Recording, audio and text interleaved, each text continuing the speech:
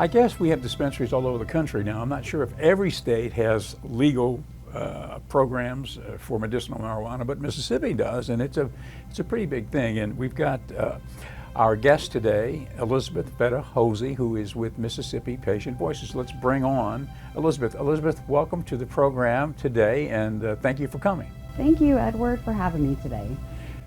So today we are going to talk a little bit about a couple of seminars or educational programs that you're putting on across the Gulf Coast. One is in the Gulfport area, and that's September 6th. So I guess that would be not this weekend, but next weekend. And the other one is September 13th, another Saturday, and that one is in Ocean Springs. Can you tell us a little bit about these seminars or these educational programs? Tell us about that. Yeah, of course. So the medical marijuana program is quite nuanced, especially for people who don't have any experience with marijuana or medical marijuana, which is quite a lot of people. And so we provide these events so that attendees, new patients, can come and learn everything that they need to know that will empower them on their medical marijuana journey. Our bodies have this unique system called the endocannabinoid system, and essentially it acts like a thermostat or a regulator for our bodies. And a scientist and doctor in St. Louis discovered this phenomenon, and that has really led to the resurgence of medical marijuana, knowing that all mammals have this endocannabinoid system that helps our body stay regulated. So when you use the medical marijuana, it also has endocannabinoids on it, or its own cannabinoids. And those cannabinoids work with our body's internal endocannabinoid system to make those regulatory changes that we need. So that's why medical marijuana is effective for people. However, every body is different. How medical marijuana impacts you depends on your experience, your own unique body makeup, whether or not your liver has particular enzymes, or whether or not your lungs are overdeveloped or underdeveloped. Your size matters in terms of your tolerance. And then of course people can build their tolerance over time.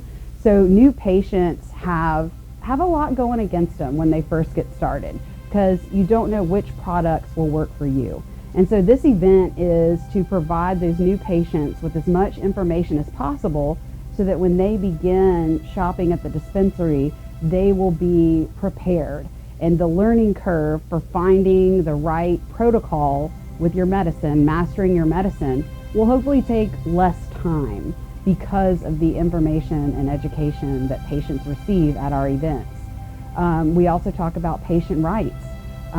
Where patients can use their medicine, whether or not you can carry a gun while you're a medical marijuana card holder.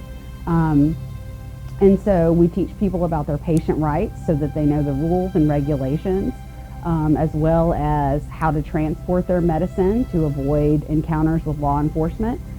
We teach patients about the history of prohibition and legalization, the fact that all the propaganda against medical marijuana is rooted in lies instead of science.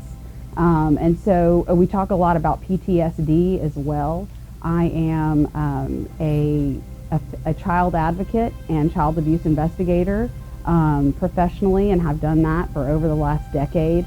And during that time I received a lot of training about PTSD and how that changes brain chemistry and how that manifests.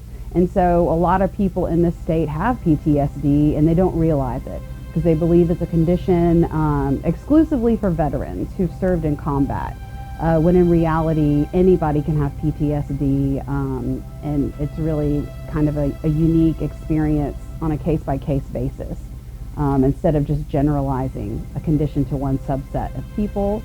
And at these events you'll be able to talk to a doctor, be evaluated by a doctor who will determine whether or not you're eligible for medical marijuana. And so there's all sorts of information that you can take away from this event. Let's take a look at the website for more information. I believe it's mspatientvoices.org, right? Yes.